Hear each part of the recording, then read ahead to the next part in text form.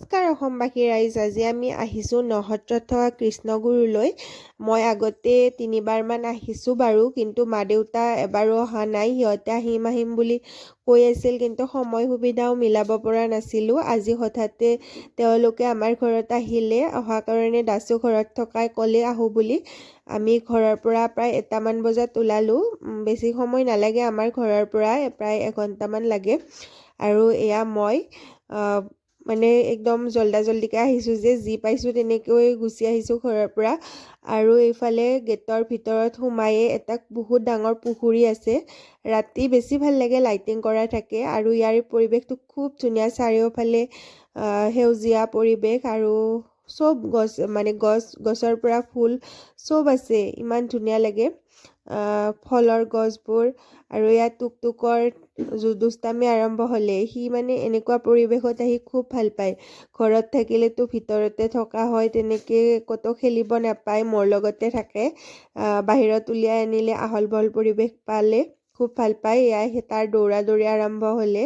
আজিকালি আৰু বেছি দুষ্টামি কৰা হৈছে।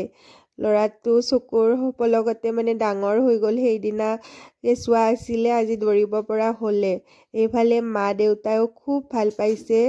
সিহঁতেও তেনেকৈ ফুৰিব আহিব টাইমে নাপায়। দেউতাইতো অফিচতে তেনেকৈ ছুটি নাপায়, আৰু দেউতাৰ অসুখো হৈছিল মাজতে।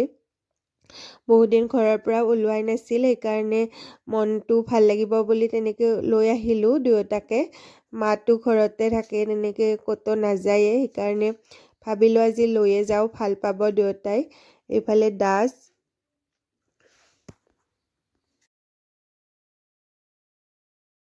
পিছ পৰি থাকে তাই।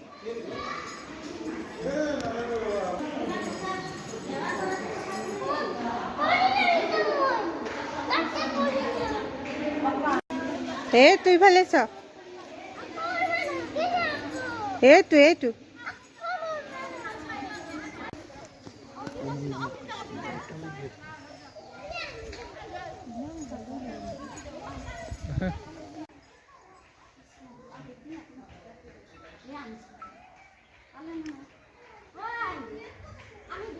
ইফালে যাওঁ। আমি পাত বিচাৰি গৈছো।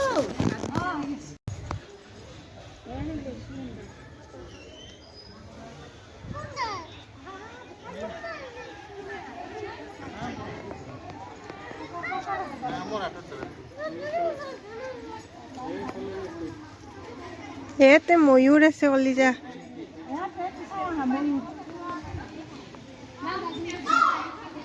ময়ূৰে মাত। এই সৰু থাকোঁতে আহঁতি যে কান্দিছিল।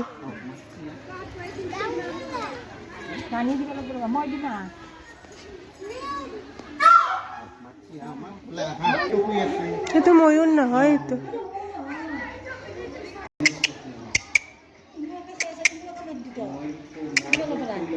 মাছি।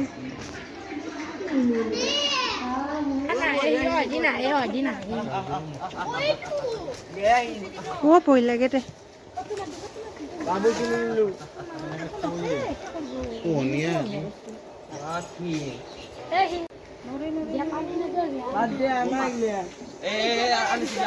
তাৰ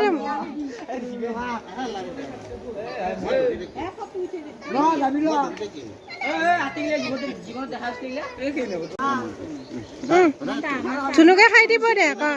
আহা খাবা, এনেকে আহা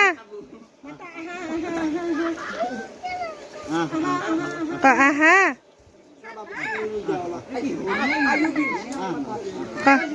আহা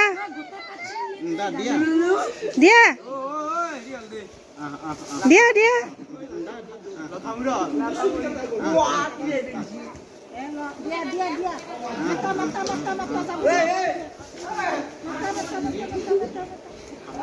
হাত খান এৰি দিয়া।